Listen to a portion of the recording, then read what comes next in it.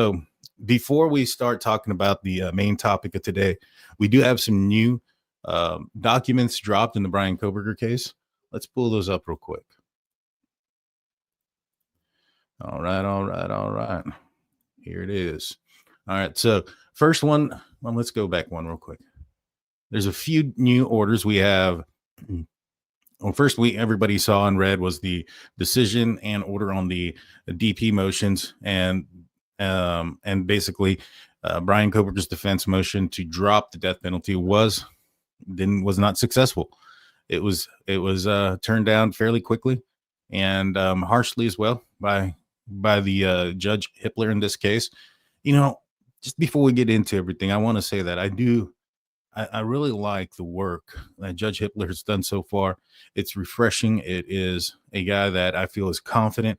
You know, when it came to judge in the past, and again, I don't want to be disrespectful to the man or disrespectful to his career. I'm sure he's had a long, fruitful career outside of this case, but it just seemed like he wasn't confident. You know, he'd be challenged by the defense, and instead of making a ruling based on his confidence, he'd say, all right, let me think about it. And then even at that, allow certain things in that, even in his own words, we're not going to go anywhere. And so, you know, to me, I thought it was more of like a monkey circus going on over there, where you just had things going crazy with the judge going, yeah, you know, he was the ringleader. Let's do everything. Let's go crazy. It was just a circus. Over here, it's now calm, cool. It is, all right, we're going to put up the information. You have who's in charge there is the judge, and the other folks below him are now having to show respect to him. I don't think that was part of what the defense was doing during their part in Latah County, in my opinion. And so here it's more professional. It's and I think the work so far that Judge Hippler has done has been commendable. So you know, or not commendable. It's been awesome. I mean, I liked what he's done so far. But without further ado, let's get into it. So there was a few documents that were dropped. We had a motion to strike, a memorandum in support of motion to suppress. So the defense brought up all these motions to suppress the other day. And here they are. There's quite a few, 1, 2, 3, probably like 10 or 11 of these. And each one has a lot of the same stuff over and over and over again. And the other day, and I have to give a lot of credit to my wife for the show here today. You know, we were walking, me and my wife, and she was asking me some questions about certain things. And she asked me, why do I think they use the same verbiage and the same stuff over and over again to put out this information? And the first thing that I said was, well, they don't really have a case. And when you don't have a case and you can make one small argument and it argue for multiple things, and that's your only argument, you're going to want to multiply that to give the illusion that you have all these this different information and evidence that would support their memorandum to suppress. And I was like, so to me, doing it in this way was, you know, in one part, just trying to show that they have more than what they really do. And now I think that strategy that they had is a losing one. And it's not the first strategy that they have that they've lost. Like, for instance, the motion to strike the death penalty. Ann Taylor went in there without a alternate means of execution. That was one of the rules that was in there. It had to be done, and she couldn't do it. She didn't do it. And so that was one of the reasons, amongst many. You know, much of their arguments were weak, to be honest with you. But that argument there was one of the ones that was in the motion there, as far as denying their motion to drop the death penalty. It was that they didn't have an alternate execution. And when the judge asked her, what is your alternate means of execution? She stood there dumbfounded, like, what? Like, this is the first time that she's ever heard this. The prosecutors even brought that up during their claim, or during the hearing. They said, hey, where's your alternate execution method? You can't just say, hey, this is no good, we don't want to do this, and not come up with an alternate method. Well, it seems like they failed to follow the rules or understand the rules again, which is probably why they're still arguing about this whole IgG stuff. It might be literally they just don't understand the way the proof of the poisonous tree or law works, which is shocking because where they're at. But here, another clear mistake done by the prosecution or by the defense team in efforts to try to sway the ignorant that are in support of this jackhead. It says here, comes now state of Idaho and through Latah County prosecuting attorney and moves to strike defendant's memorandum in support of motion to suppress genetic information, memorandum support of Frank's hearing because they violate the local rules of the 4th Judicial District. Memorandum in support of dispositive motions must not exceed 15 pages. Defendant violated this rule when he filed a 37-page memorandum to support his motion to suppress genetic information and a 33-page memorandum in support of his motions for Frank's hearing. Boom. So this attempt, which again, who are you trying to sway? Let's be honest. Who is the audience there that the defense is trying to sway? Are they trying to sway the judge into thinking one thing by repeatedly saying the same stuff that he's seen? I mean, outside of probably pissing him off, like, hey, do you not think I understand what your motion is or what you're arguing that you have to say it to me 9 different times? And make him read this same crap 9 different times over, or 10 or 11, how many dang motions they had for suppression? No, that's not for them.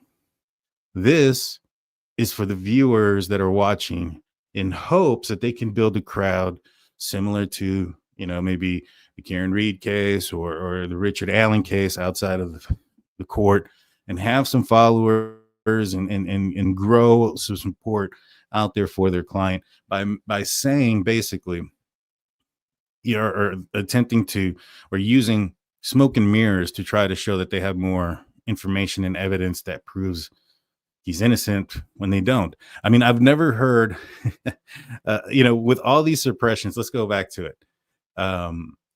This is him basically saying, I'm innocent if you take away the Amazon searches, my apartment search, my Apple's, probably his watch, whatever it may have been, his phone search, his DNA, you take away the white Elantra, you take away his statements, you take away his cell phone data, and well, he's innocent.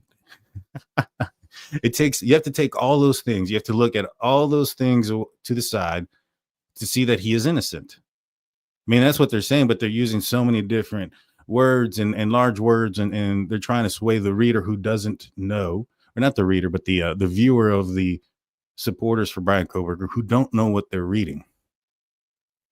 It's just like when all these motions dropped, I saw a lot of people on the Bryan Kohberger side jumping in joy and saying, yeah, we're going to get these things thrown out, not realizing that if you're going to throw something out, it typically isn't in your best benefit of the defense.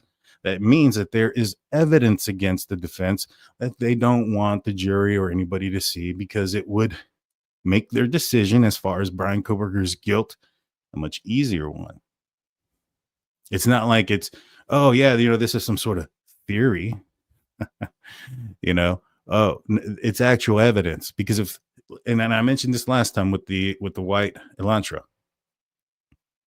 They want that search suppressed. That is their biggest ticket, in my opinion. If there is no evidence of the victims, or no DNA or no blood evidence in that white Elantra, that's the defense's big ticket to say, hey, you just have a car outside. You may have touch DNA inside, but hey, there's nothing from the victims following Bryan Kohberger. There's nothing that, he didn't leave this horrific scene taking their DNA or anything like that. Why would you want to suppress that?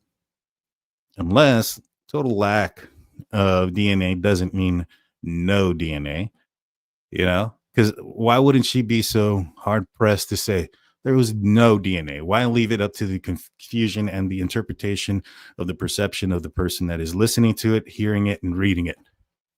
Why not leave no doubt for error and say there was no DNA? Because they can't say that.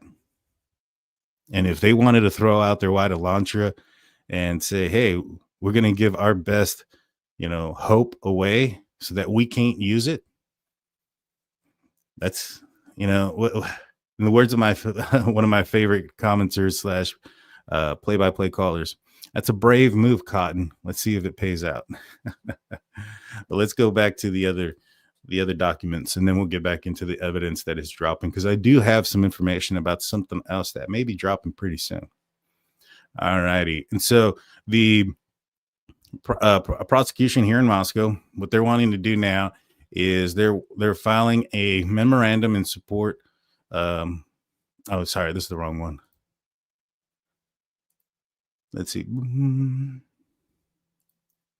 All right. So basically what they were doing is they were asking for a new attorney general, a special attorney general, to assist with prosecutors in this case. So I know a lot of people have been looking at this saying, oh man, Bill Thompson, he's inexperienced. He doesn't know what he's talking about. He looks like Santa Claus. Like that's some sort of big negative thing. Like, oh, he looks like Santa Claus, so he must be lying.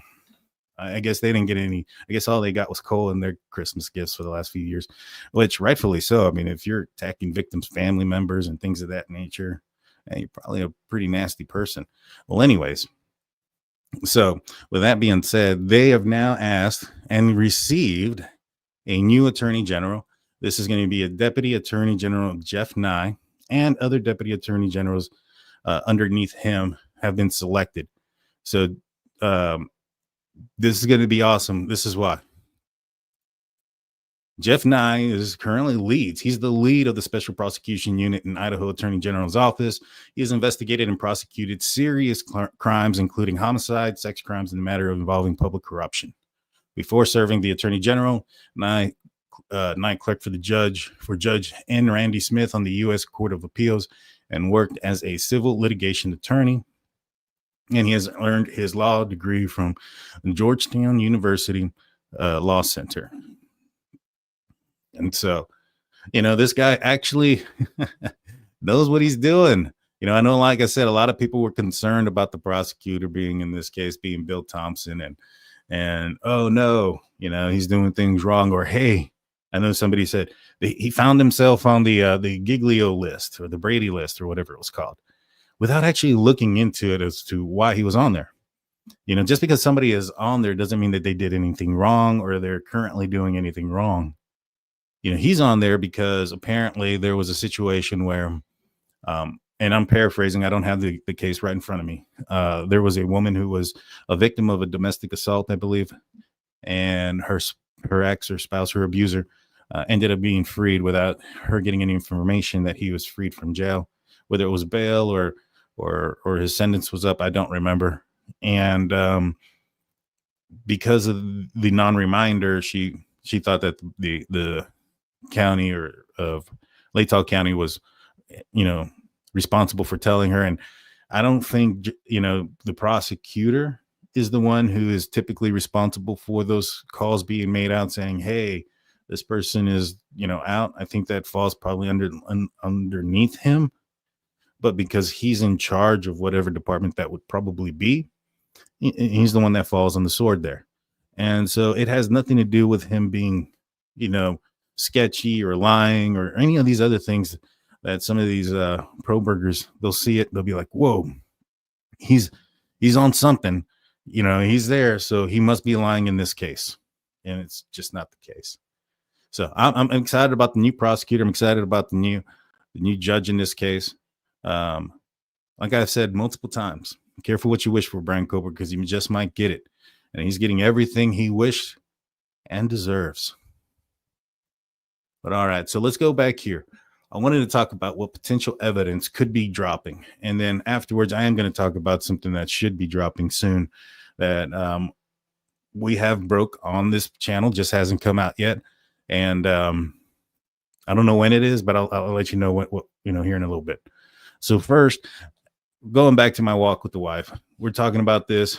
And one of the things that we were mentioning, we were talking about how many motions to suppress that they dropped, why they did it in this manner, especially if they were using a bunch of the same information. Why not list them into one? And, I also told her, I was like, there's probably a lot more evidence. And this is when it struck me, it hit me. I was like, there's probably more evidence that they're trying to take out. But you don't want the defense's tactics is they're not going to want to give out more information than one is already out there, and two, that could lead people to figure out what other evidence they may have.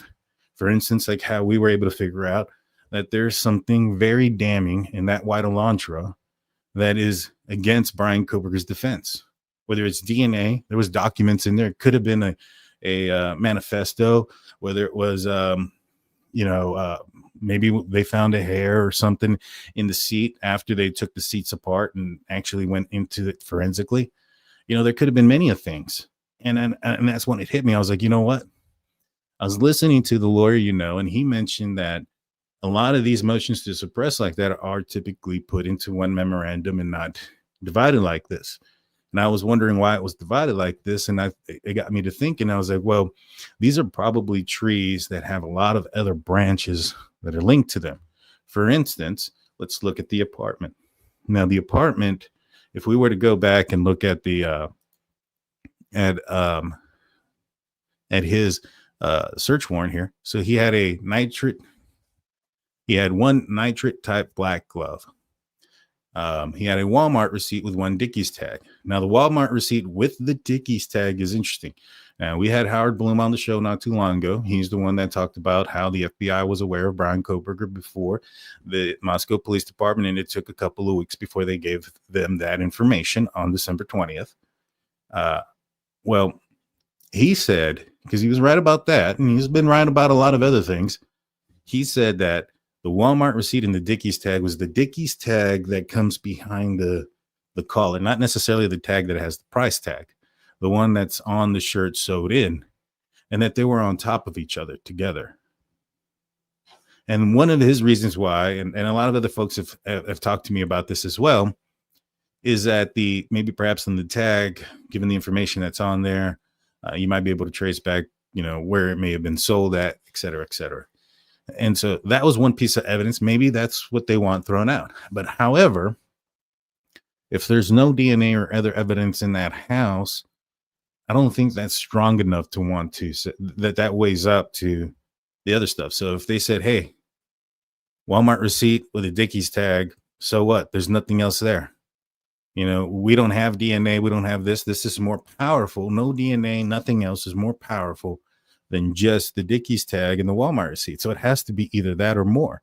And what hit me was, like I said, this is probably some branches. There's multiple things here that are probably going against Bryan Kohberger, but they're breaking it down to the initial warrant. So that way it throws out everything else that came behind it. So if they were to just say, hey, the warrant is no good because of this IGG, it would throw out the Walmart receipts. Let's just say there's something else there. We have a Fire Stick TV with cord stick. Sorry, Fire TV stick. I don't know why I kept messing that up. My dyslexia kicked in for a second. Fire TV stick. And what that thing was, has been speculated and rumored, and I have heard that may have been where they found the purchase of the Amazon from Amazon for the knife. Possibility, right? Let's just say that is true. That's where they found it. Maybe perhaps it was associated with a burner account or something to that nature, and he had it connected to this Fire Stick. Well, that would be two things. Now, the Fire Stick and the purchasing of a weapon, and the Dickies tag, if there is no DNA, that could be something big still, but still the no DNA stuff probably outweighs it. Now they have a computer tower. Probably went through that quite a bit. Now, we don't know what came out after this investigation. The Kohbergers will stop here and say, hey, they have a computer tower. There's nothing next to it. So that means they didn't find anything, which is the most ignorant way of looking at things. But one computer tower probably means that if they went in there and they found the knife purchase off that computer tower, that's just as damning. But what if they found other things like plans, or maybe perhaps like in the Giglio Beach serial killer with Rex Humerman, they found a blueprint of how he was going to commit his crimes. Now, Rex Humerman was a was an architect, and he went through a lot of things, including surveillance of the area to make sure to see where not are cameras. I wouldn't be surprised somebody with the experience that Bryan Kohberger has in law enforcement techniques and things of that nature, given his schooling, that he would also probably be aware and have maybe perhaps done something similar. Maybe that's on this computer. Maybe information about the victims are on this computer preceding the murders. Those things are there. That's pretty damning.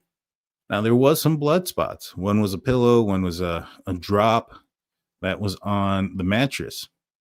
Now, when I went and looked at it, it said it was an odd drop, like a droplet, odd shape. We don't know what either of those were. I assumed that the blood on the pillowcase was probably from a bloody nose, or maybe he likes to sit on his pillow or something when he's late at night.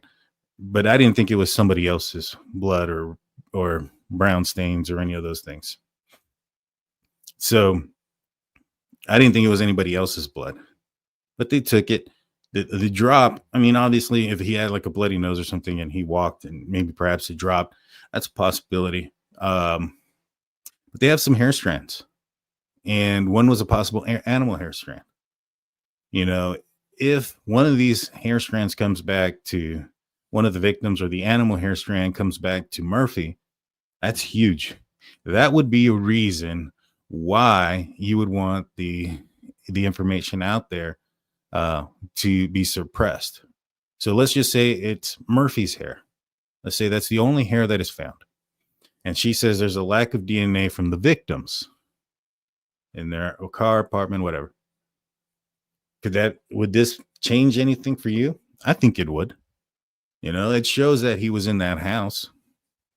You have now his DNA in the house and something, hair from a dog that was in the house on him or at his apartment.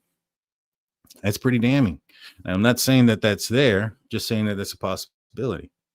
Either way, there are more things in here than just what they're trying to, when they would just said that, hey, there's, we want to suppress it. There's no DNA. That doesn't make any sense, because let's just say they were to suppress it, and it comes back that's the only thing that's suppressed, right? The only thing suppressed is the search on the car.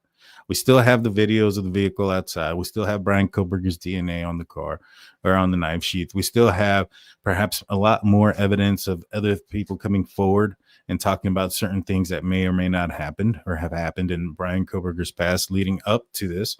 Maybe there's going to be a pattern of escalation that is going to be shown dating back all the way to, when do we know that the first time Bryan Kohberger had problem with women? High school? When he got kicked out of the law enforcement class, being forced to go to work at the finish that semester in the HVAC class. And then that was his junior year. He didn't come back for his senior year. He took that. He did that off campus online for his senior year. So whatever he did then was pretty bad. Now I know what he did, and it is bad. And it is something that you would see that is a clear sign of escalation. And if it started off there, and there's history and reports of other stuff that have happened in college campuses, including WSU. In WSU, it was reported that he was making a female PhD student very uncomfortable. And at one point, he stood, he was in his office, and he would stand between her and the office exit door to intimidate her. And from what I understand, she was maybe at one point friendly with Bryan Kohberger, may have been of, maybe even be that person that some folks have seen saying that was laughing with Bryan Kohberger of Asian descent. However, I mean, you don't meet a person and all of a sudden they're just, especially if they're trying to impress you, go, hey, my name is Bryan Kohberger. I'll kill you. I'm going to do this. Like that's not what's going to happen. He's going to pull up a front. A lot of you fell for it, that follow his, follow what, I guess it's not even him. It's just his lawyer and his attorney speaking for him about not even who he is. It's just some kind of fantasy. You guys think that you know who he is. You've seen his picture. You've seen his his resume. You've ignored the parts that are concerning, but looked at the parts that were like, hey, he turned his life around. Hey, he he was a PhD student now. Just kind of blowing by all the stuff that says that this guy's a bad dude. Well, anyways, is it possible that over time, even in a short time, that a person, that the real person will come out to somebody, and then that'll start leading up to some issues? For instance, I know a lot of people are saying, oh, the only reason he got fired from his teaching job at WSU because he was grading hard. I don't think so. That's not why you get fired from that position. And so he had physical arguments and altercations with his teacher and professor. Was that because he was just being too harsh on people? Maybe. Or maybe perhaps there was more involved. I mean, it happened very quickly. Semester started, in September? I think by October, November, he was already getting fired. No, in September, he was already having plan of actions against him. So maybe perhaps there was something else going on, right? That was getting the attention of the school, and that was making them talk to him.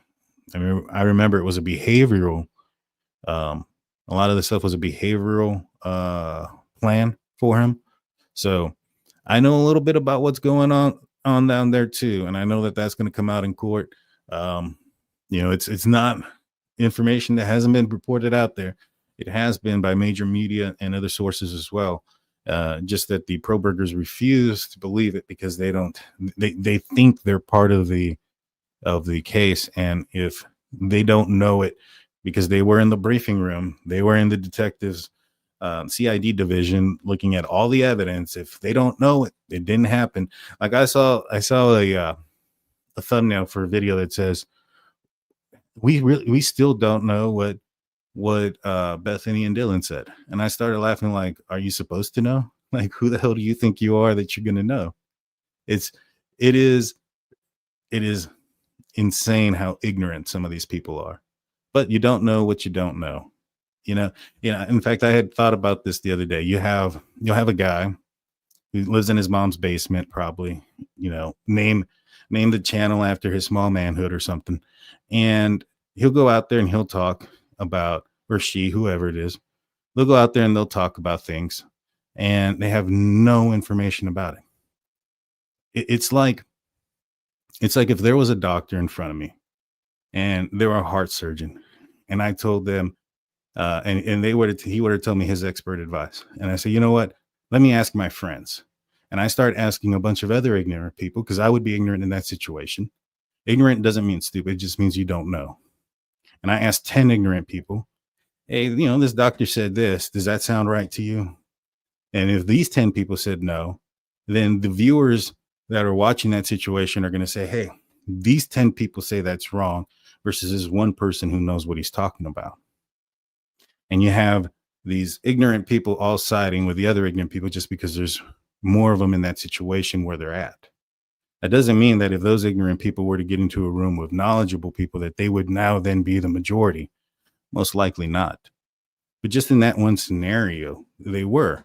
And so when you have a bunch of ignorant folks watching the same place, right, they're all, commingling together, and they think to themselves, because everybody else that hangs out with them, that must be everybody in the world that has an opinion on the case. And then thus will come to places like here and say, oh, everybody I know thinks he's guilty. Well, you hang around with a bunch of idiots. I mean, what do you want me to tell you? Innocent. He goes, they think he's innocent. And I'm like, well, you hang around with a bunch of idiots. What do you want me to tell you? He's not guilty. He's innocent. He's going to be the next, I don't know. And I'm like, well, that's what you're hanging around with. And so it is what it is. I'll leave that alone. So here are those things that are coming out. This is the information at the house. All right. There was a knife that was taken. There was a book underlining page 118. Is his parents' house on that list of memorandums? Apartment, car, and his statements. So I'm going to assume because they don't want the stuff that was taken out of that house, or maybe it's in the arrest warrant. Maybe it's in the arrest warrant where they say they don't want the stuff taken from that house as well. It's probably in her. Yeah, because they talk about how they entered his home at gunpoint without him knowing, that they should have knocked, or they saw that he was walking his dog or some dog in the neighborhood in negative degree weather, I guess, in the middle of the night. Or he would go on jogs in the middle of the night still, and that he was unarmed, that they should have arrested him there outside. Dude, no, you get this person when he's least likely expected to do anything. You know, if he's going on a jog and he's been stopped by law enforcement a few times, right? If he's been stopped by law enforcement a few times on the way over there, and he's starting to get this suspicious feeling that, hey, I might be getting followed. You don't think he's going to maybe perhaps protect himself when he goes on a jog? And do you think that law enforcement should take that chance? Or should they take the chance similar to like what Bryan Kohberger did? Wait till about 4 a.m, go in, take care of business while they're asleep. It's interesting that was the plan that was taken by Bryan Kohberger, a guy who studies criminal justice and has taken multiple classes on criminal justice and criminal and law enforcement techniques and things of that nature. I too have taken criminal justice classes, so I am familiar with some of the stuff that you learn. Now, I wasn't in a PhD class, so I can only I can only assume that it's probably at a higher detail rate than what I took. And what I took was very detailed and intense. So leave that for what it is. But him having experience, him knowing how forensics work. I mean, there is a CSI class in DeSales that you take. You know, I know he wasn't a forensic investigator or a CSI, but you don't, even as a just mere police officer out there, you go to CSI class to learn that without any college courses. When you do go to college and you're practicing, depending on what you're going for, obviously, but in the basic ones that you still have to take to get to the higher level, there's some stuff in there. Now, the SWAT stuff that I know is because I went to SWAT school. I don't know if that's well, that is a college class too. So I got college credits for it.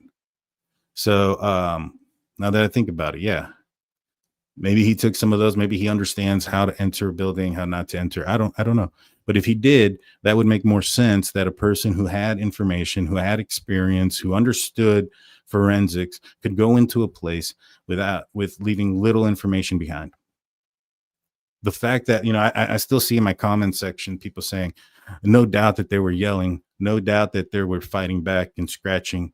Why isn't Bryan Kohberger's DNA under their fingernails?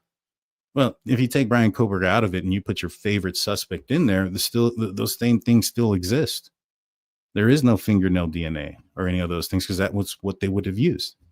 And so at that point, are you going to say, oh man, it couldn't have been him and had to have been somebody else because that guy's DNA isn't there? No. Now you're looking for somebody who has experience, and that doesn't fit the criteria of a person who is drunk, roid raged, heartbroken and drunk, all these other scenarios that people come up with, drug dealers, whatever, going in there quietly in the middle of the night and one by one doing what he did is and the sounds that you hear, these are all evidence of a thrill kill. And yet you have so many people that just can't understand that.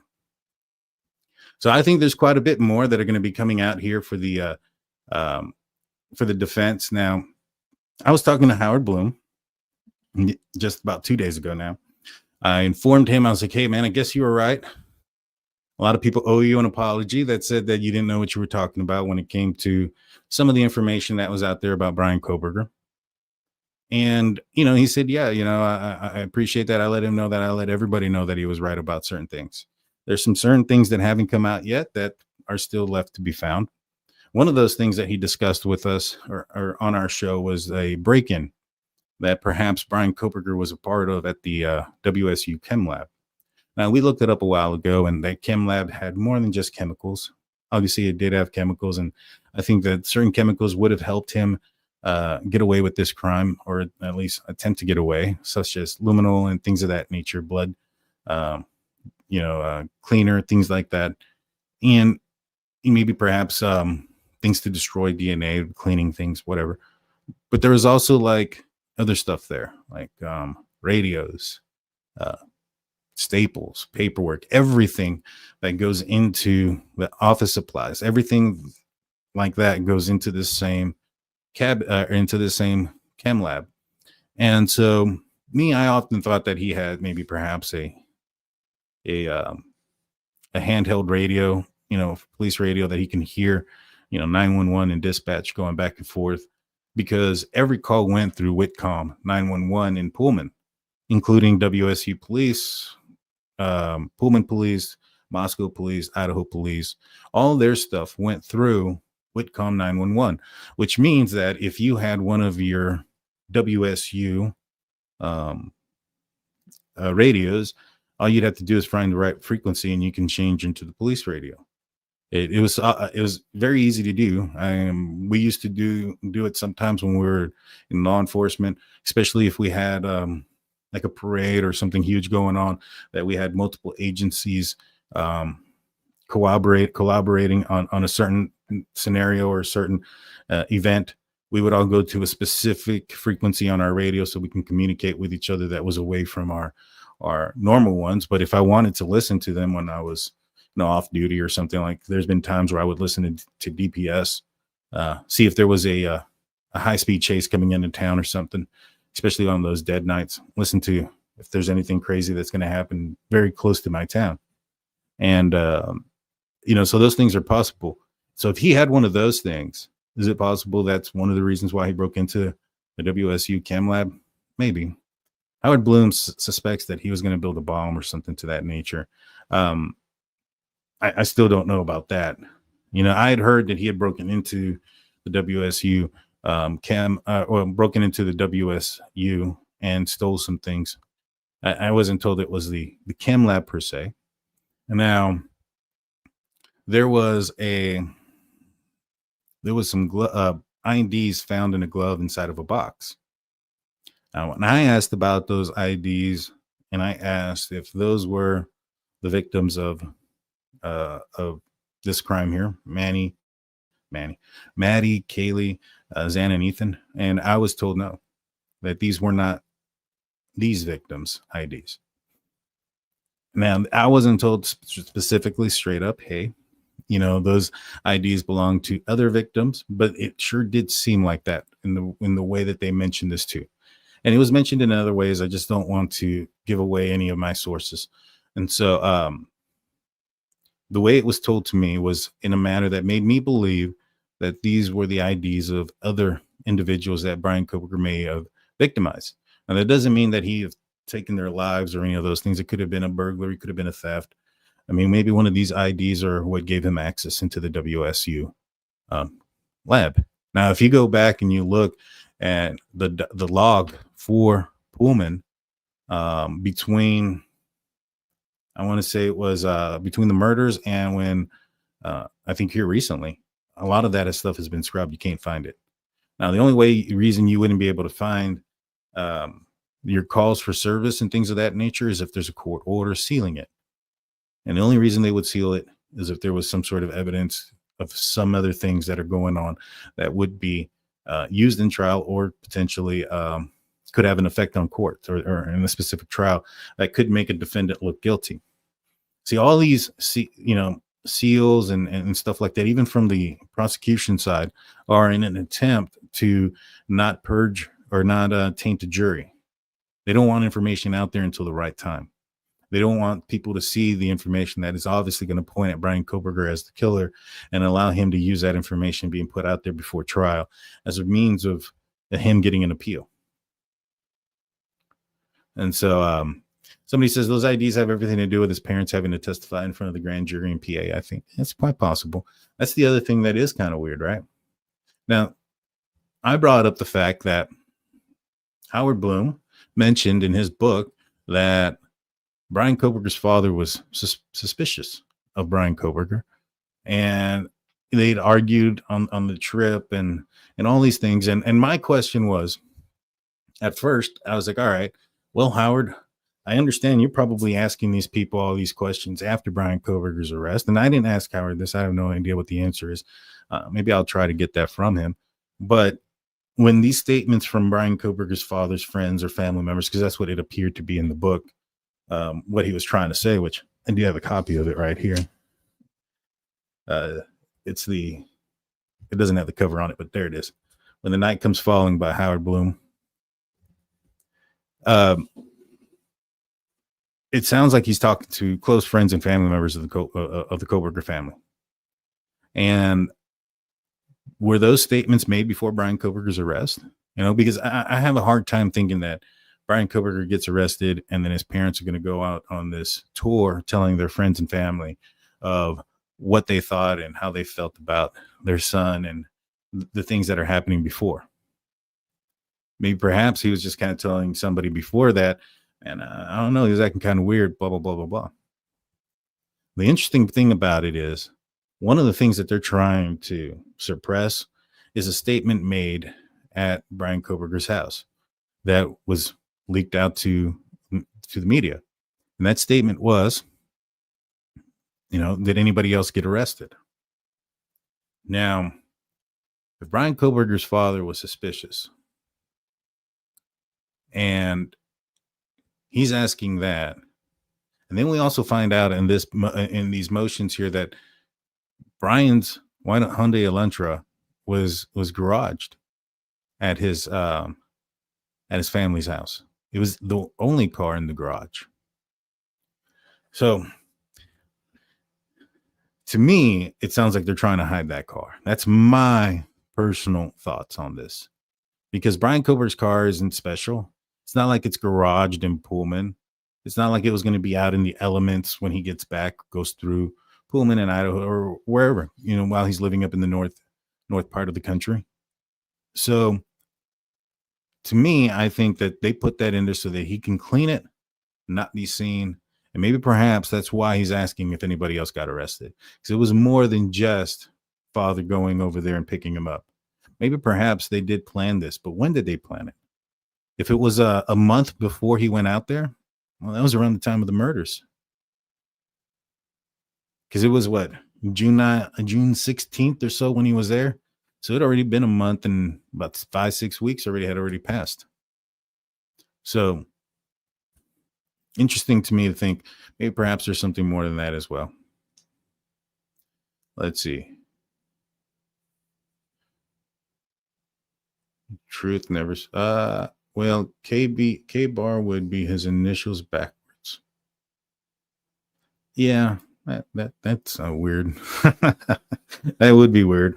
KB and a BK. Yeah, I mean, I don't put a lot of weight onto that as far as possibilities, but I mean, could it be some kind of weird game that somebody likes? Somebody that's sick and tormented. Yeah, probably, maybe. But I think that just he was looking for a durable weapon that would be able to handle multiple assaults. And he was looking for one that would protect his hand from sliding and things of that nature. And he trusted one that he saw. Let's see. And so Howard Bloom said to me that WSU break-in is fixing to drop pretty soon. I'm excited to see when that does drop. I don't know when it is. I would assume that if it had something to do with this case, it's probably not going to come out until the time of trial, in my opinion.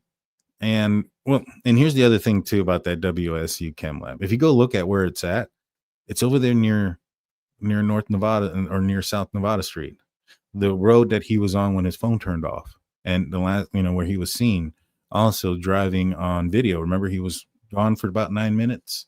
And then he came back, and then he's seen heading back down Nevada Street. Well, that's where that chem lab is located, right around the corner there. So is it possible that he had something there prepared, ready for him, just went back, picked it up? I think so. But yeah, and I know somebody says, I don't think dad was involved, but he had a gut feeling that it was his son. And I don't say that his dad was involved in the crime itself, but is his dad involved in the potential assisting him from hiding, or assisting him in hiding from law enforcement and things. Because there's two different things there. If he goes and, he makes the decision to ride with his son shortly after the murders happen, that's alarming to me, because I think that says that he may have thought himself already. And then he makes these plans. He goes, and then they hide the son's car in the garage, allegedly, in my opinion. I don't know. I think that is pretty close. Oh, Trisha, I hope you're not talking to me. Oh, yeah, you are. Well, learn how to smell. It smells. Learn how to spell. You're such an idiot. Man, go take your pills. I'm sure it's been a long month for you ever since the beginning of the month. You have yourself a great day, dumbass.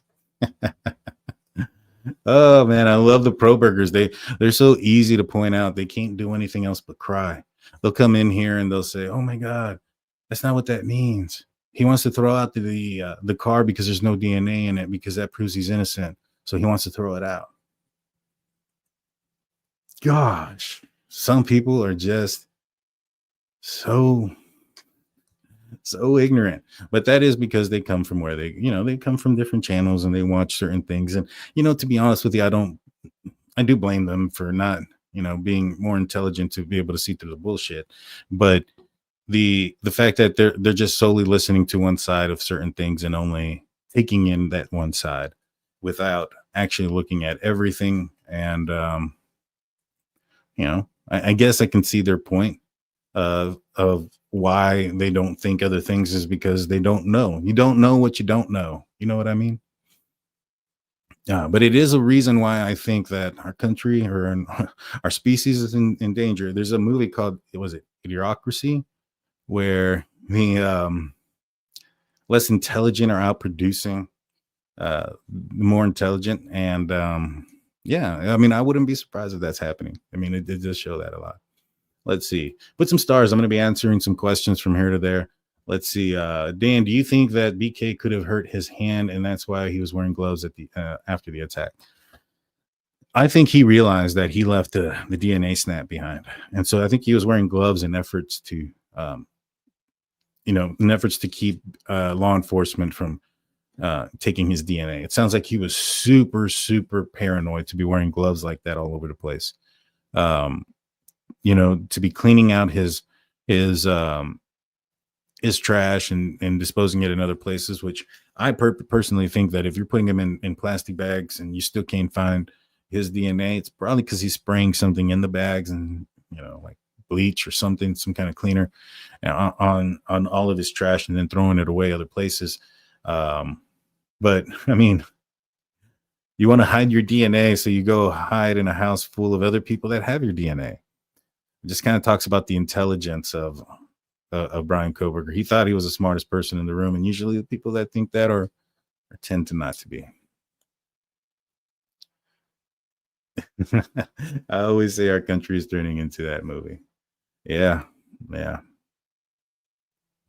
Let's see. What? No swear words here, guys. Let's keep it cool. I think she protected too much. But yeah, put some stars there so I can see. Oh, that's why you said curse. No. Put some stars there in front of your question. That way I can see. Or you can send in a super chat or one of those type of things. Those colors sure do stand out, and I'll be able to ask those. But yeah, just to kind of wrap up everything that we've talked about today. Motions are going to be dropping these motions to drop all this stuff or suppress all these things are going to be dropped here pretty soon, in my opinion. There's a special prosecutor already. The judge at this point has really not laid in favor of Bryan Kohberger and the tactics that they're doing. And I think he sees right through them. I mean, he's an experienced judge. He's probably had a lot better lawyers than Ann Taylor and Jay Logston out there in his presence, doing some other things and trying to really attack the evidence in a different manner. And so this probably isn't his first time go around with something like that. And I mean, even when Jay Logston was out there and he was arguing some argument, I can't remember what it was, but Hitler looks at him and says, as you can imagine, your argument is falling flat. And he said, well, it was an argument to have. And he's like, well, put it for the record. It is what it is. Will the judge rule on these motions prior to the next hearing? I don't know. Let me see something. What is the next hearing? I know that there's one coming up in a little bit. I just don't. I think that hearing was placed in first before all these motions. I would assume that these motions probably be answered before then. It is getting kind of close to the holiday season, so maybe it might be a little bit after that. But yeah, defense lawyers have a thankless job. Well, and I understand the having defense lawyers and making sure that everything's done fair and proper and things of that nature. And I get it. I'm totally for it. Everybody has a right to a defense and things like that. What I'm not for is the tactics that are being implemented. It's not so much that their client is innocent. It's more like they're trying to, stall.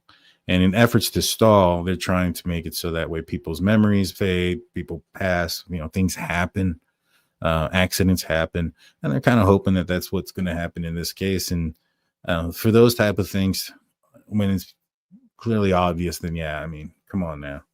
And if there was this exculpatory evidence, why wasn't that in your motions to suppress?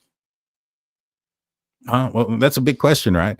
If there's exculpatory evidence, why was that not in their motion to suppress?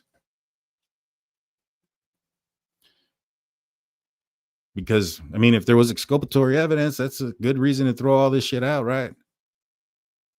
Like, where is it? They're coming, because that's how, and it's funny because I see the Kohbergers light up when Ann Taylor goes, and I'll do my best Ann Taylor impersonation. She's like, well, let's talk about that. I'm glad you mentioned this. So let's get into that. And then really doesn't say anything about it. We have motions that are coming. We have motions that'll be for suppression. We have motions for this and that. I mean, it's just all talk. It's just talk. Where's the stuff? Where's the actual stuff that says he's innocent? Why are you suppressing the cell phone data if you have an expert that says he was somewhere else? You can't say he was somewhere else. His alibi was that he was in what was it, in some other park, right? Alibi is that Cy Ray's supposed to come out and testify. I told you Cy Ray wasn't going to come out and testify, because here, if the defense wins, Cy Ray ain't testifying, so they don't even want him to testify. They don't even want their own dude to testify. You know why? Because he said it in the last hearing that he has the right to change his mind. Well, shit, I don't think you'd be trying to drop the cell phone data if he didn't change his mind. Right? And I mean, tell me where I'm wrong. Nina Drew comes in with a $1.99 super sticker. Thank you so much. Gretchenario said, fun game last night. Hey, with a $2. Hey, man, even a broken clock is right twice a week. Or twice a day, I'm sorry. I'm all over with my sayings today. Even a broken clock is right twice a day. So Browns will win. They beat Baltimore. It was a crappy game, but I'd rather the Steelers lose now and get over it and learn from it than continue to move forward and this come in at a more dire time against a more experienced and better team where it makes more of a difference. But it was a good game in my opinion. How do we really know what evidence police have? Do police chase ghosts, Daniel?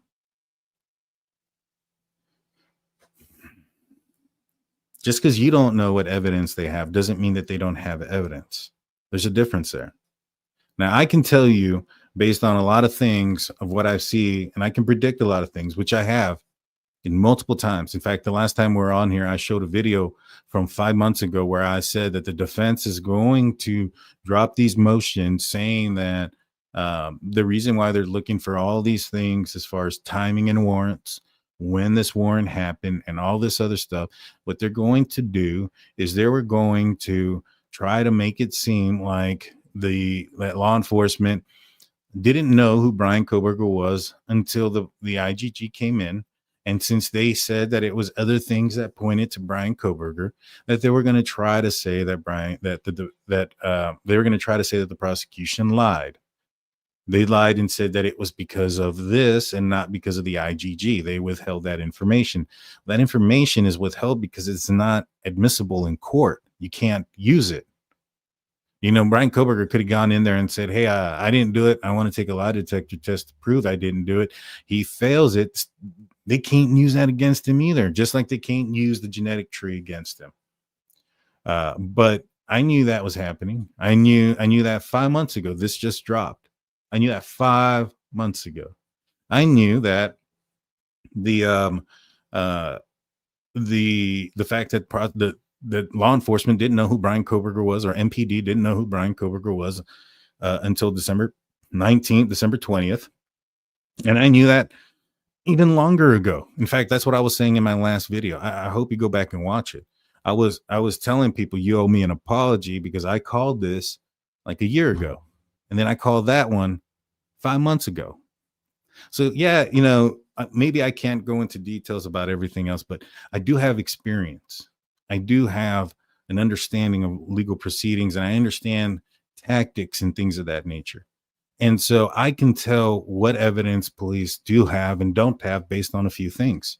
Like, for instance, remember when the picture of the white Elantra showed up, and it was a picture of a picture, and it was going towards out of town? Well, after that, we started hearing that law enforcement started going to gas stations outside of Moscow. So what did that tell you? That told you, one, that they had no idea that the car left Moscow, and two, that if that car left Moscow, it went and left in a manner that isn't taped or recorded. And I said that then. And so, so when you think about it now, and I said, hey, this is when that happens. I can look at things and put two and two together, understand what they mean. The places and the people that you go and watch can't do that. They have no experience. They don't know anything. All they say is, well, nobody told me that, so it must not be true. Like they're involved in the case. Like they know something.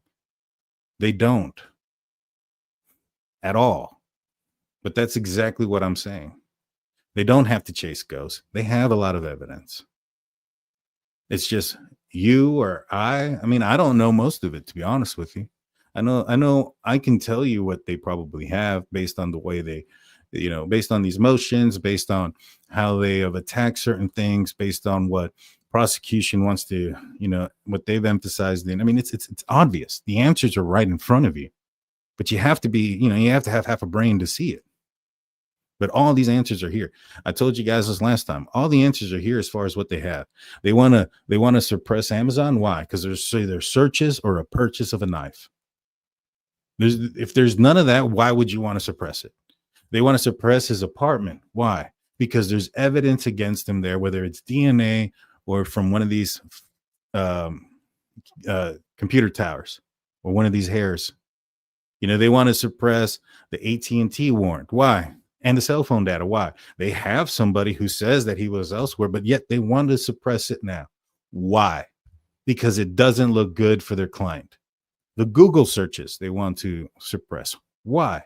I guess it wasn't, and maybe, if he was only searching for the victims after the murders, why would that be a big situation? Everybody was, including myself. Everybody was searching Idaho and the victims and who was the killer after November 13, 2022. They want to suppress his car. Why? If there's no DNA and there's no information out there, why do they want to suppress the search? It does not take a genius to figure these things out.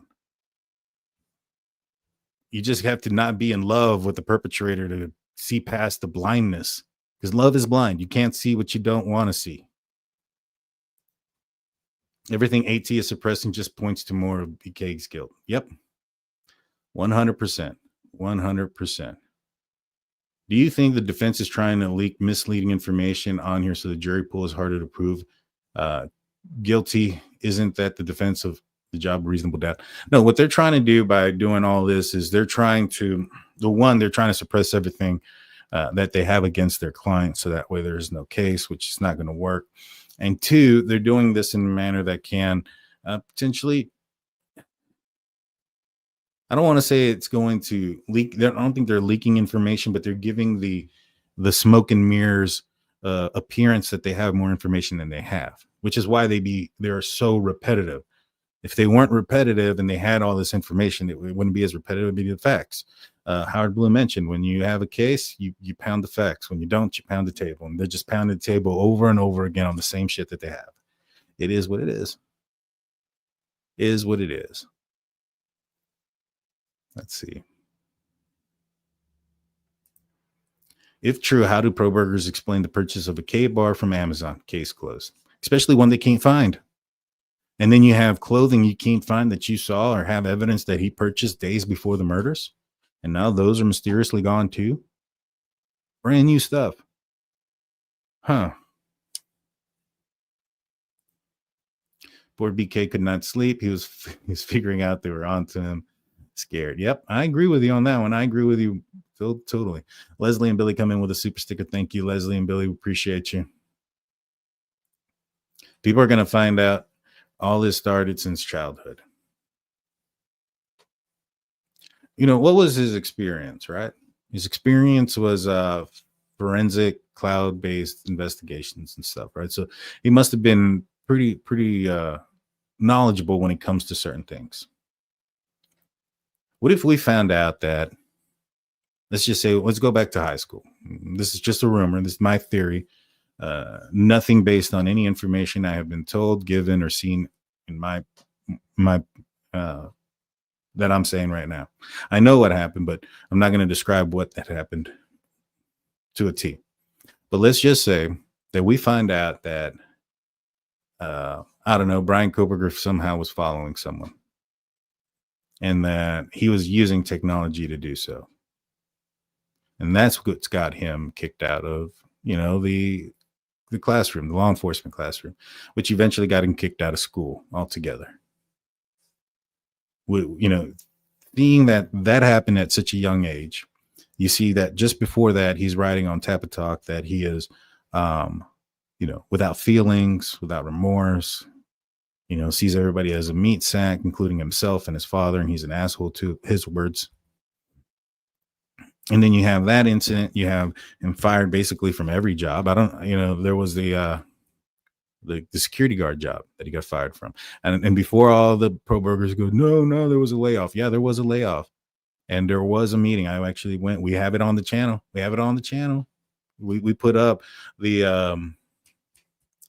the transcript of everything that went down and what happened in that court, or in that city meeting. Bryan Kohberger was not on the list of people who were retiring early or moving on to other schools or any of those things. His position was actually replaced by somebody else. That's not what happens when you lose a job due to too many people. Like if you're getting cut due to, employee cuts, and you're one of them, your position doesn't get filled. He didn't have a high position that was like, oh man, we got to fire Kohberger. He's like 2 years from retirement. He's about to get in that pension money. No, he would be one of the guys that you would fill in for those people. Somebody who has low experience, barely starting out, and don't have to pay much. And then you wouldn't have to. Then you don't do it the opposite way. And so whatever it was that got him kicked out of there, forensic cloud-based investigation. So my assumption is probably doing the same thing. Probably stalking people, right? There's escalation. Then he's in WSU, and we know all the problems that he had there. In fact, there was a group of students who had what was called the Bryan tally that documented all the crap that he was doing to women and to his professor when he was at school, when he wasn't at school, which again, he wasn't there the 14th of November. Now, I know a lot of people are going to say, oh, no, Daniel, University of Idaho was closed. Monday after the incident. He didn't go to Idaho. He went to Pullman. He went to WSU, which was not. These are the things that I get in my comment section. Like when I say something about Bryan Kohberger, he didn't go to school. Oh man, nobody went to school. It was they gave him the day off. It's like he went to WSU, not to Idaho. And then I was like, how do they get Bryan Kohberger's name? Oh, he applied. He applied at Moscow. This one person literally said this, that after he applied, him and Payne hung out and had beers together. And that's how they got his DNA. I was like, are you stupid? Like, you're literally stupid. And I don't mean to be mean, but come on now. And I started laughing, and I was like, he applied for Pullman Police Department, right? It was the Pullman Police Department that denied him twice, probably because of background issues. Oh man, people are funny. People are funny. You think the FBI was onto him for weeks or days? Well, it depends, right? So the IgG, how fast that comes in depends on how closely related the DNA comes to somebody who has put in their information. So for instance, if Bryan Kohberger's 12th cousin or whatever is the person who actually went into this database and supplied their DNA, what they would have to do is say, all right, this is his 12th cousin, so we have to go up 12 generations to find the common grandparents, or 12th grandparents, or whatever you want to say it, grandparents to the 12th degree. And then from there, you have to follow the family tree down and go down 12 steps, because then that's where it would be one of these people. And then you have to go in and figure out, where they are, and if there was anybody else who was born that's not documented on here. You have to go through birth stuff and things of that nature. And so it might take some time. But if they go in there and it's just say it was Bryan Kohberger's sister, well, they have the same parent. That's where the connection would be. So then you find out his sister, and you see that there's only one son. Now you might have to go through, make sure that Bryan Kohberger's daddy didn't, have an affair or something. But the problem with that is if it's a sister, well, the sister carries mom and dad's DNA. And so it would be 50% more DNA than that would be related. So that would be able to prove they had the same parent. And so the only thing you have to find out is if there was a long lost evil twin that, went out somewhere and decided to destroy Kohberger's life because he was the one that was adopted and Kohberger stayed with daddy and mommy dearest. I don't think that's the case. And so if it was a sister or a first cousin or a third cousin, I don't know, it probably took a couple of days to figure out who it was. Probably not long. And if it was somebody further down the line, yeah, I mean, it could have taken a while, but I mean, that's the space we live in, right? It could have been done a couple of days after they started it, which let's think and talk about it. They couldn't have done it according to their policies, which is not law. So even if they did do it without, without NPD exhausting all of their criminal or their law enforcement techniques to find somebody, because that's what is in the memo, that they can't get involved until that happens. Now, that's not law. That is a policy. And the reason why they have that policy is because there's only one FBI. And there's a crap ton of law enforcement agencies. And if they just opened it up to every active ongoing case, then nothing would ever get solved and it would be super ass slow. And so they wait until there is no other way or other means to figuring out who the person is. Now, obviously, if you have somebody who's just committed a quadruple homicide, they're very dangerous still out there. People are in danger. I would assume they probably perhaps might do it without, surpassing their policy. There's nothing illegal about that. That's their policy, right? Not a legality. And so, but let's just say that they followed their policy and they didn't get involved until then.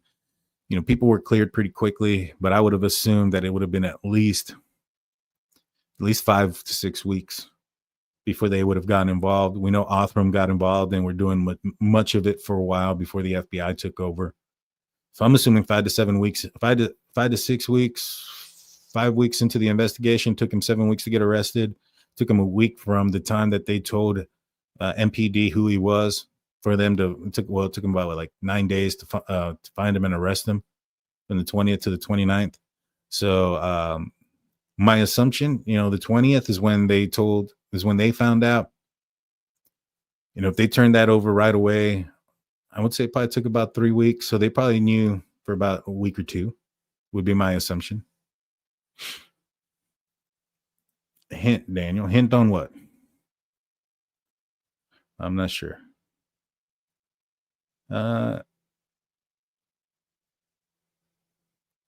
Cloud-based expertise type of thing.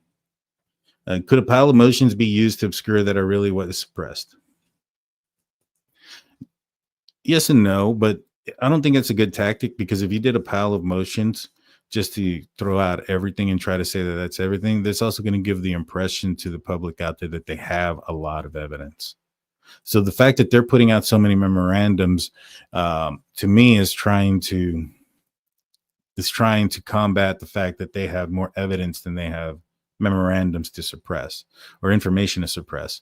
And so they're combating the amount of evidence that is out there and known with a bunch of nonsense and just repetitiveness to try to show that there's a balance there of evidence against Bryan Kohberger and for him.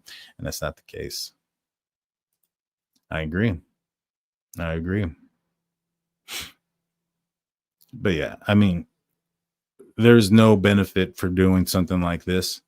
This makes it look worse. Like, for instance, if, let's just say, the apartment, all they had was cell tower information. I mean, if you suppress the apartment, that doesn't tell people what they have. But I mean, people can speculate on what they have there. Is it DNA? Is it hair strands? Is it blood? Is it items from the victims that were found in the apartment? What is it? I mean, everybody's going to start to speculate and assume that it's something huge. So to me, I think that you go in this manner to try to eliminate the amount of, or the appearance that there's less evidence than they have, by doing it this way and not going into the specific details of what they found. And if they wanted to just limit a few things or one or two things from each place, I don't know. I'm not a lawyer either. I just don't think that this tactic would be a good one to try to show that he's innocent. I think this is a tactic that says that there's some information against him, and a lot of it. Let's see.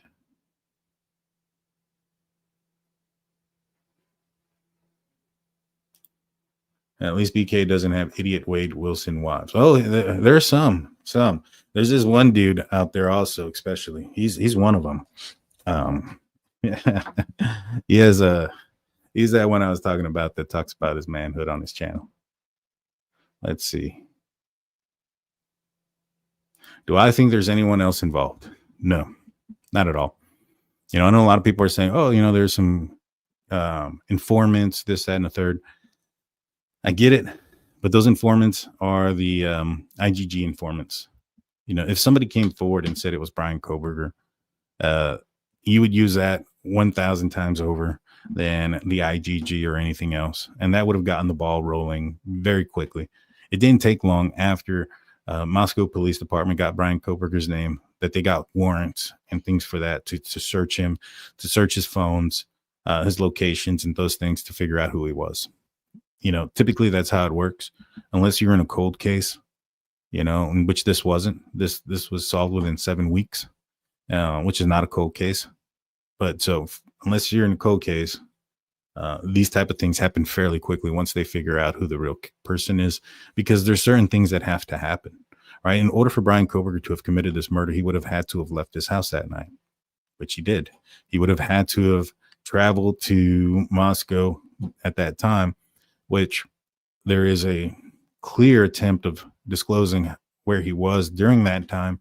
And there are camera footage of his vehicle down to the front license plate missing.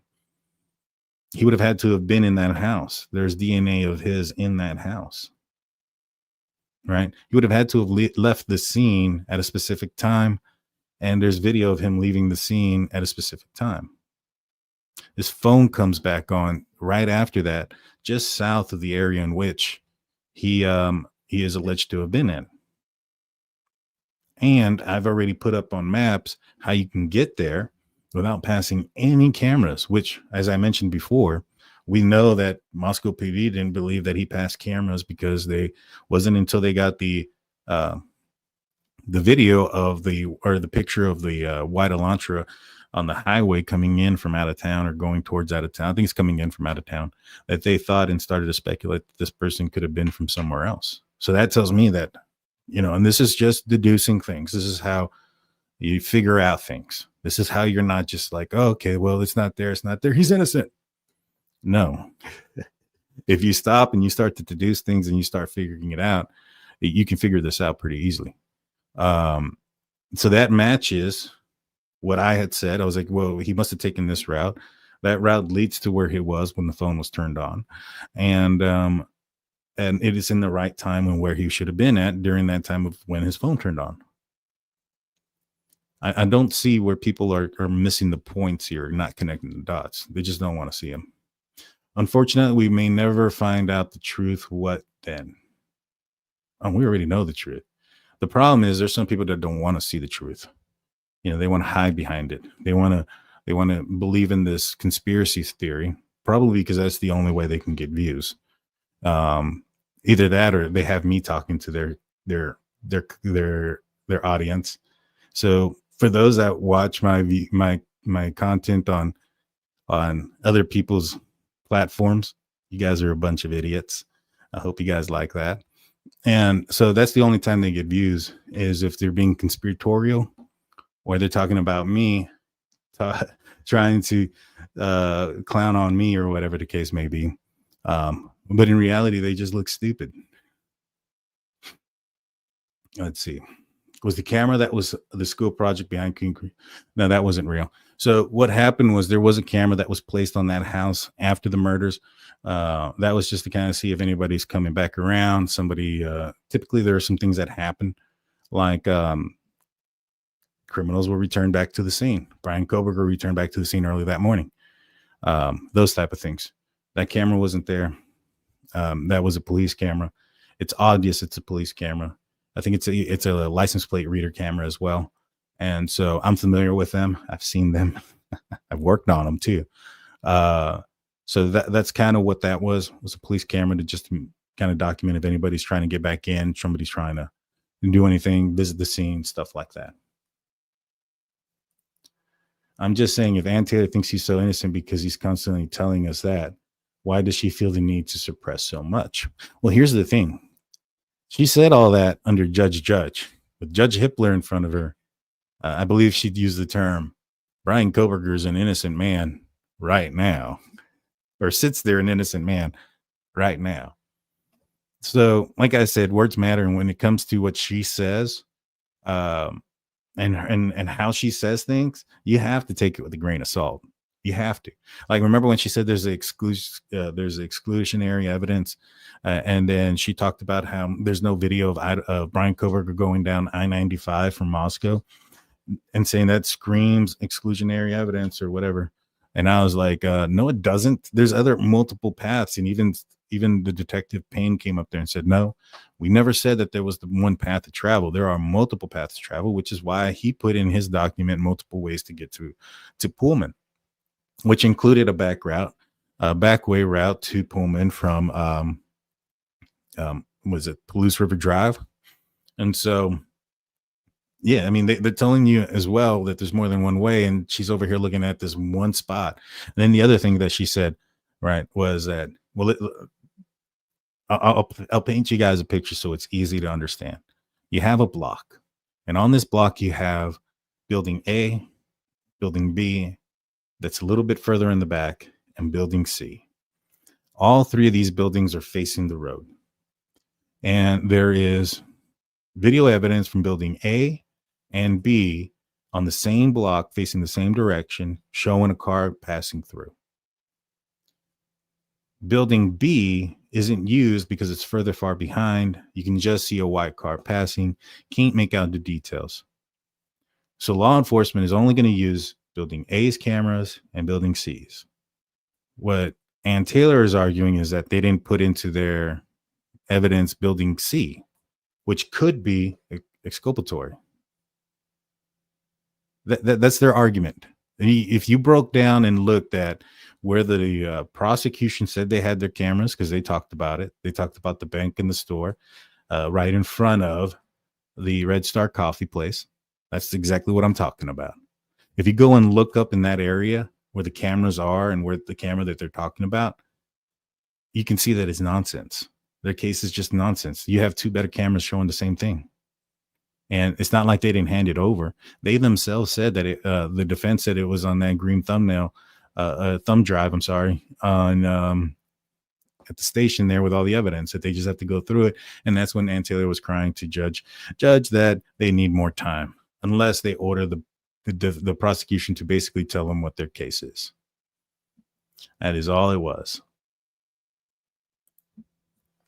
Kohberger's DNA would have been expected all over the place at his parents' house, so it doesn't mean does it seem telltale that he would still try to be so fastidious about tossing DNA laden clothing or trash? I agree, but that's what the paranoia will do, right? And I've said this a few times. He looks a lot healthier in jail. He looked real thin and frail. No, not frail. Let me rephrase it. He looked thin and his face was sunk in. You know, he looked to me, and it's just my opinion, from what he looked like going into jail and from what he looked like since being there, of a guy that has gotten clean from something. He had a history of drugs. You know, if Bryan Kohberger committed this crime, he would have been up all day Friday. All right. Or maybe gone to sleep Friday, up all day Saturday.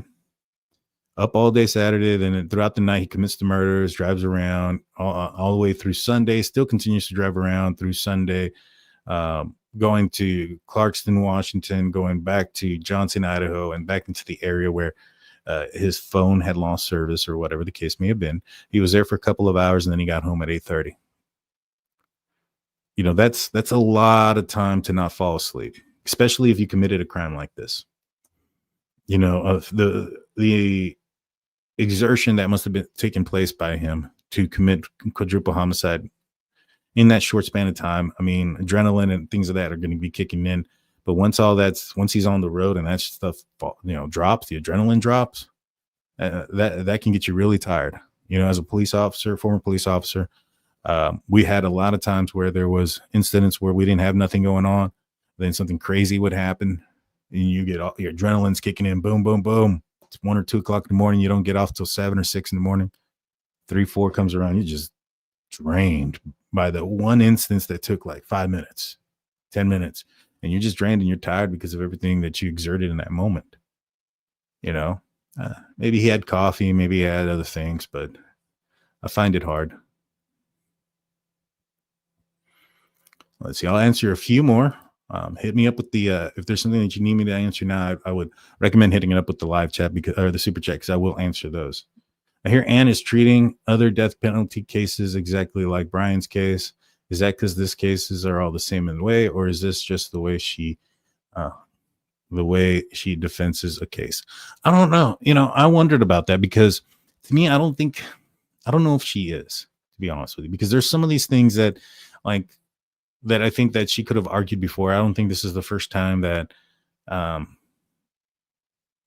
maybe I'm wrong, but I just felt like a lot of these things seemed kind of weird. And I'm trying to recall which ones they were, because I've said it a long time ago. Like this probably isn't the first time that she's arguing, you know, a case like this. The grand jury, that was one of them. So the grand jury, the indictment on the grand jury not having being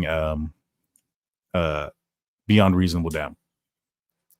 I'm sure she's had other clients who were indicted through grand jury.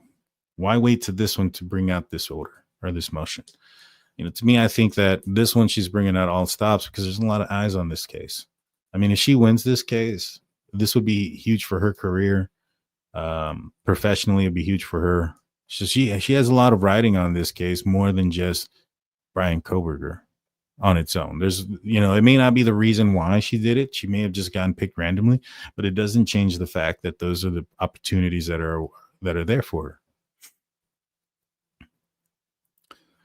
Thank you, Loaded Hot, for your 8-month membership. Thank you so much. Let's see. Yes. What's up? What's up? What's up, Tim? Let me check. Okay. If anybody has any questions, put a couple stars. I'm going to go through these kind of quick so I can catch up. Do you think the alleged turning off of Kay's MySpace is a sign?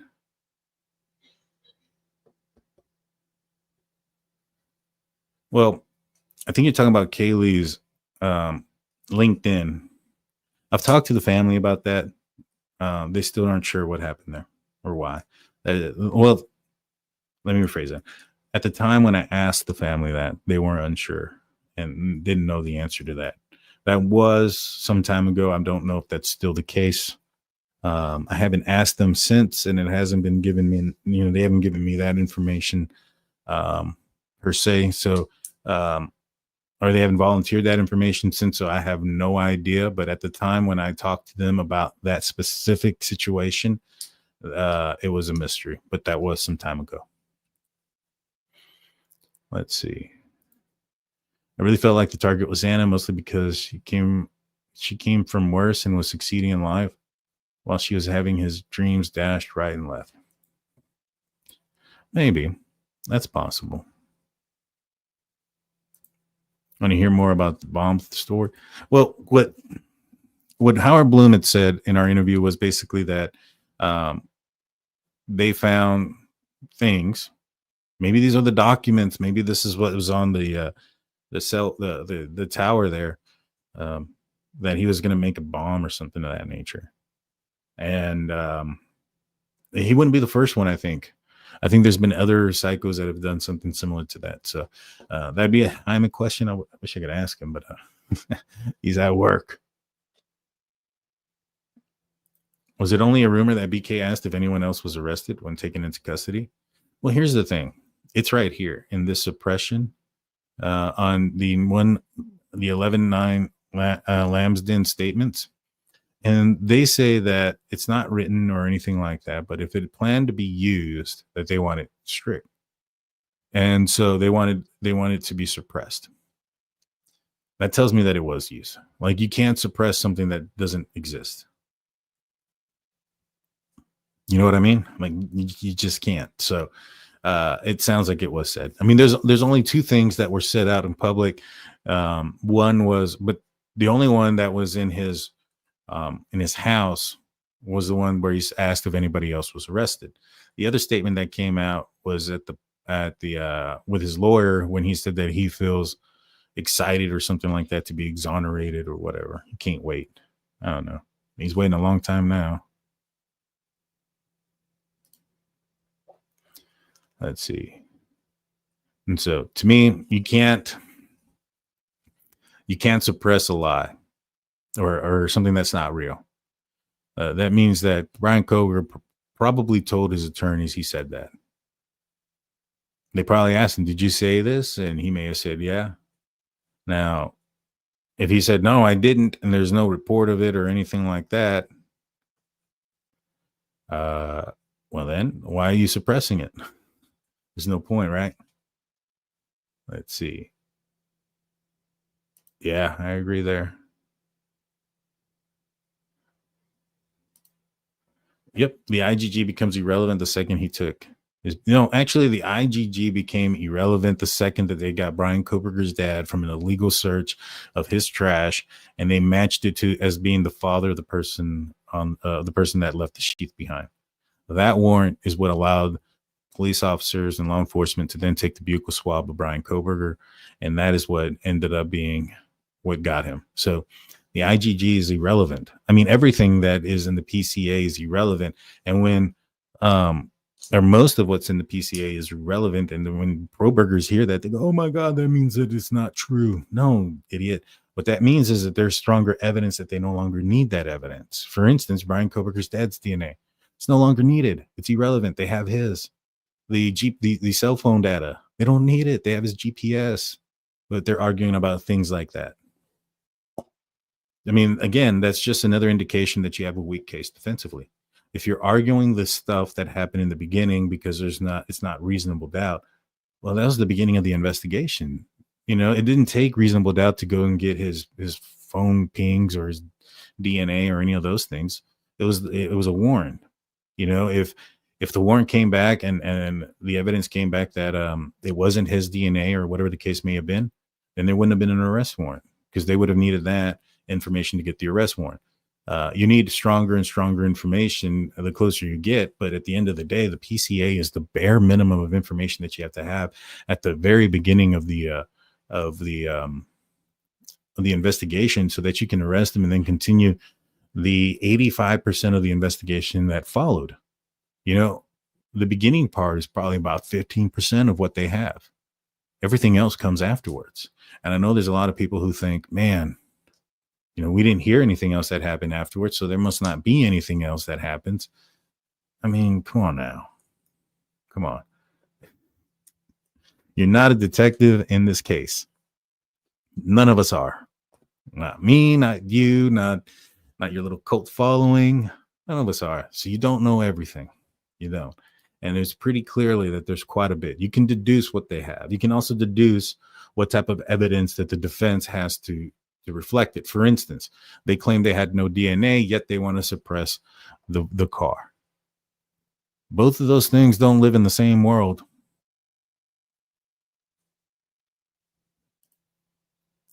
And Daniel, but don't forget, because your phone pinged somewhere doesn't mean he was with this phone. My daughter loses hers all the time.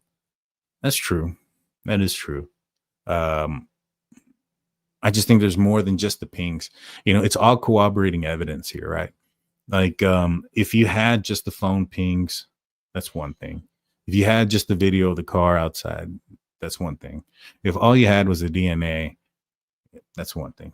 Or the video, or the brief, vague description of the person that was in the house. That's just one thing. But when you add it all together, you have, all right, Bryan Kohberger, we suspect that he was here because he turned off his phone during this specific time. A vehicle that is matching his is then seen down to the missing license plate in the area. We can assume that he was in the house because there is DNA of his inside of the house as well.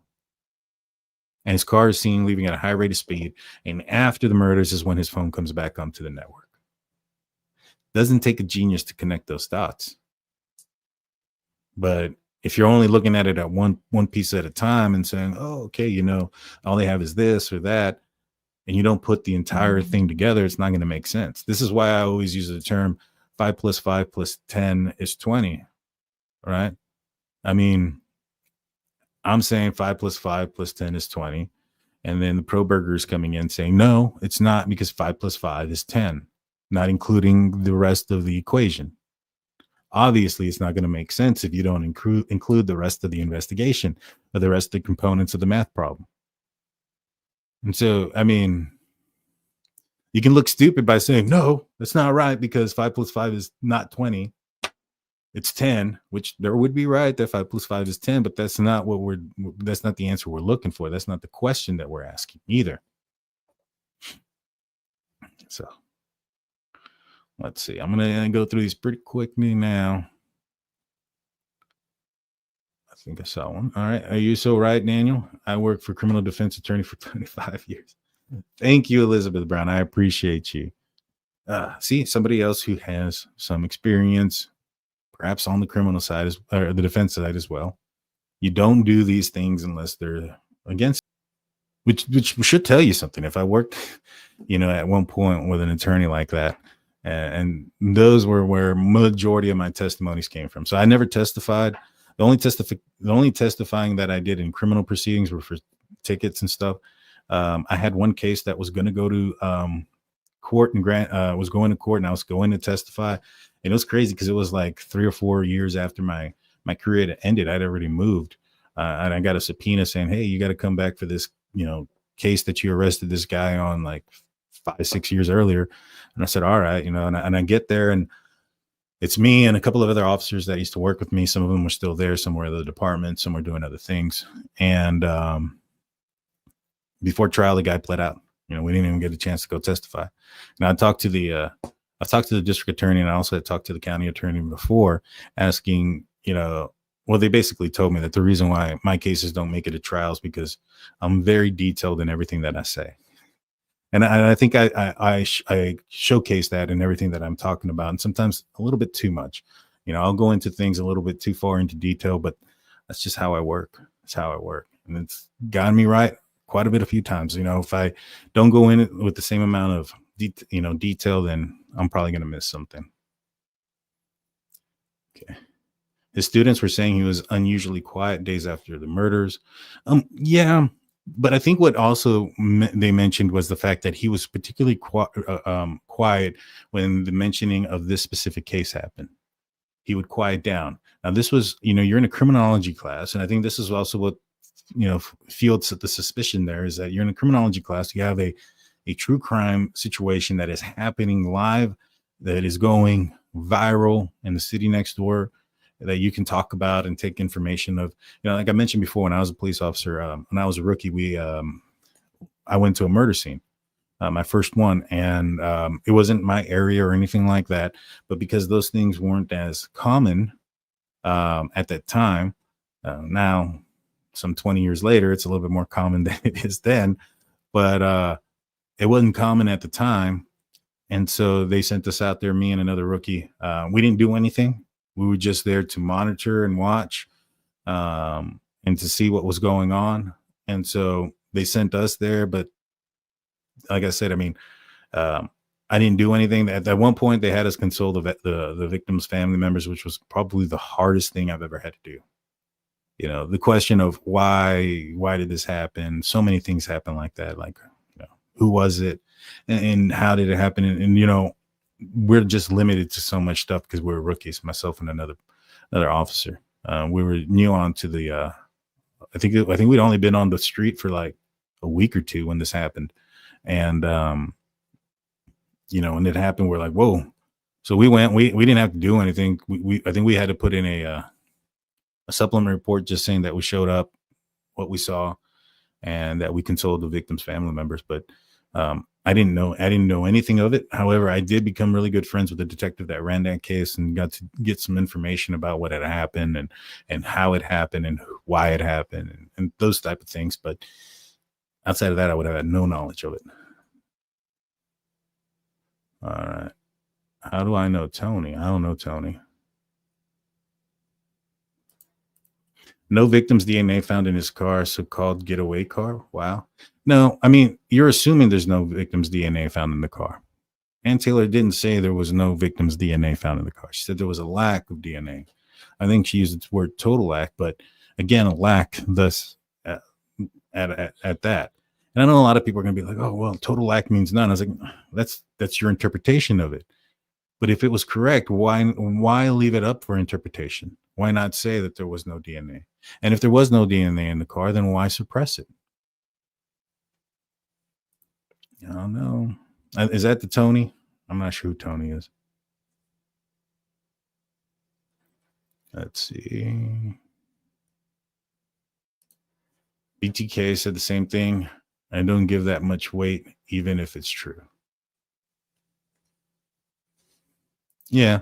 I don't either, even if he said that. I just think that, to myself, once we know that maybe that his father was perhaps suspicious, once we know that the family's cars were taken out of the garage so that Bryan Kohberger's car could be put in there, that's suspicious. And then when you tie it into asking about anybody else being arrested, and then his parents testify in grand jury for another murder, where there's smoke, there's fire usually.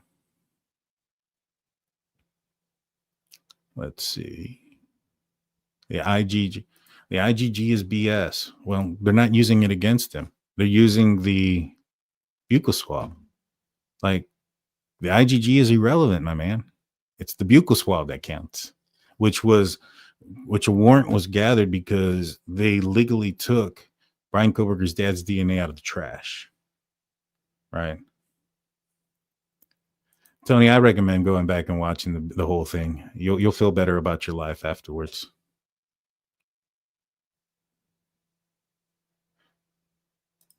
Brian Enton doesn't know everything about this case. How could he? He wasn't there. I don't know everything about this case, and I have some people that are close to this case that I talk to, and more than one or two or three, quite a few actually. And so I don't know everything about it. I know enough to see when I see this that this is all bull crap as far as what the defense is trying to pull.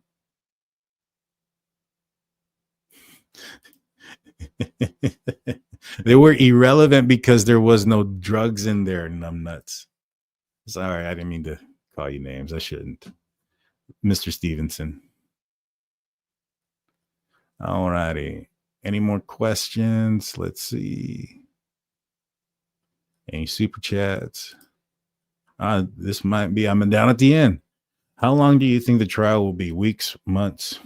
They're claiming it's going to be 3 months, but they say they have so much evidence and this, that, and a third. But as we can see, based on the motions and stuff that they put in, that it's all repetitive bull crap.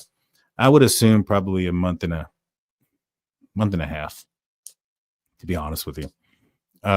It's pretty obvious. Richard Allen's case was shockingly low as well, or short. I think this one will probably be about a little bit longer than that one because there is a lot more evidence against Bryan Kohberger that they're going to have to go through. But I'm going to say at least 6 weeks.